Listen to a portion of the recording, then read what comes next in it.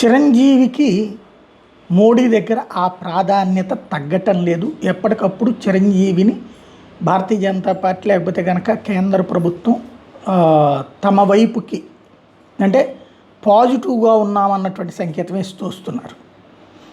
అయితే అది చిరంజీవి గొప్పతనం అనేది ఒక ఆస్పెక్ట్ అయితే, రెండవది మోడీ దగ్గర ఆయన ర్యాపో కంటిన్యూ అవుతూ ఉండటం అన్నట్టు.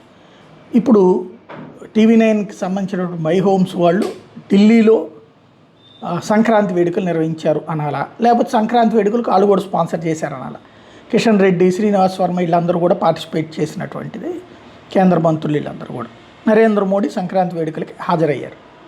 అక్కడ మోడీ పక్కన చిరంజీవి, దట్ ఈజ్ చిరంజీవి అన్నటువంటిది మరొకసారి చర్చ.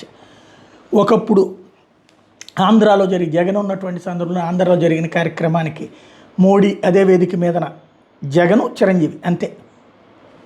మళ్ళీ ఇప్పుడు అక్కడ చిరంజీవి అంతే. టోటల్గా చిరంజీవి ఇవాళకి వాళ్ళ రాజకీయాలకు ఓకే అంటే భారతీయ జనతా పార్టీ తరపున ముఖ్యమంత్రి అభ్యర్థిగా ప్రకటించిన ఆశ్చర్యం లేదు.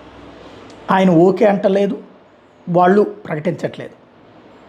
పవన్ కళ్యాణ్ భవిష్యత్తులో ఏమన్నా డిసైడ్ చేస్తాను అన్నను ఒప్పించి తను నడిపిస్తాను అన్న సీఎంగా ఉండాలని ఏమన్నా అంటారా, లేకపోతే అభిమానులు అయితే పవన్ కళ్యాణ్ సీఎం కావాలని కోరుకుంటున్నారు కాబట్టి ఆ రూట్లో సాగుతుంది.